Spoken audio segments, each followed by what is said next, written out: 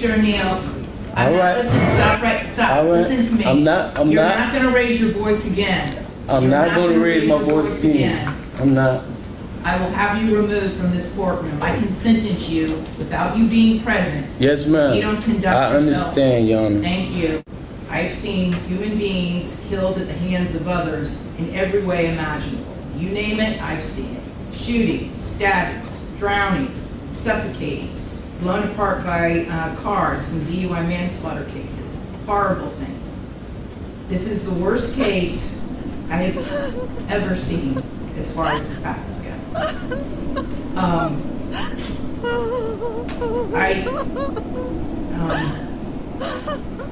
When the person from fire department, when he testified, and when he said that he retrieved the body of Ronivia O'Neill from the home, and all he could do was sob.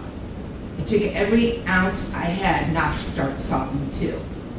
Because there is no way any person with any feeling could have witnessed or seen the photos of what occurred that night and not be haunted for the rest of your life. I know I will be. For the rest of my life, I'll be haunted by what I saw as far as the evidence and just the abject cruelty of it all. The abject cruelty. And I was aware, because I reviewed a lot of the discovery ahead of time, as you well know, did a lot of in-camera inspection of a lot of documents.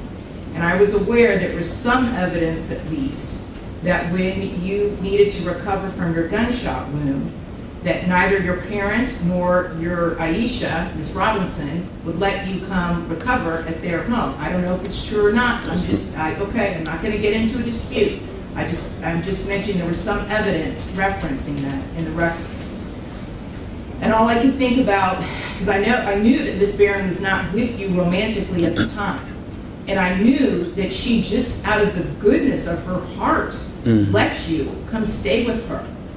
And it is beyond tragic that that critical decision ended in so much horror for her and for her children. It is unspeakably cruel what happened as a result of that one decision.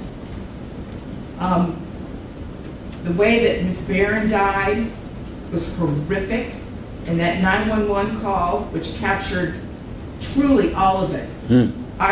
You heard, and everyone who's heard that 911 call heard a death scream.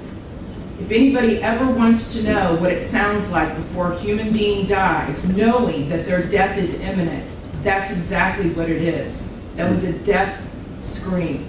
We're going to see if it's true. But what happened to little Ronivia and to little Ronnie, but I'm going to focus on Ronivia, because she was special.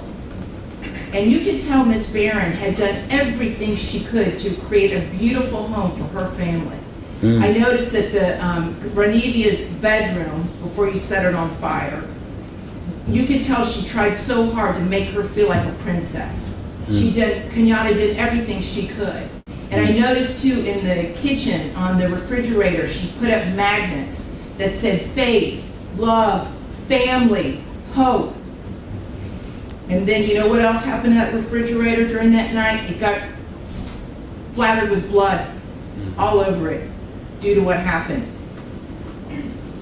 Little Ronivia, she couldn't scream, she couldn't run away, and she witnessed what you did to her mother as far as shooting her mother in the arm with the gunshot. She knew. And the horror that that child suffered. And she already had a life where she was born with challenges regarding her physical and her mental disabilities. But the pain and suffering that she suffered that night at your hands, unspeakable, absolutely unspeakable.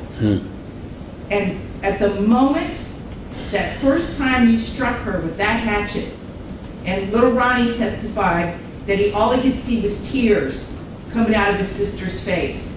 At that moment, that child knew she was being betrayed in the cruelest, most tragic and sorrowful way that a child could ever be betrayed. She was being betrayed by her parent, the one person that should be there to protect their children and love them and keep them from harm. And that was the last thing that child felt before she passed on from this earth, was your utter, cruel betrayal to her.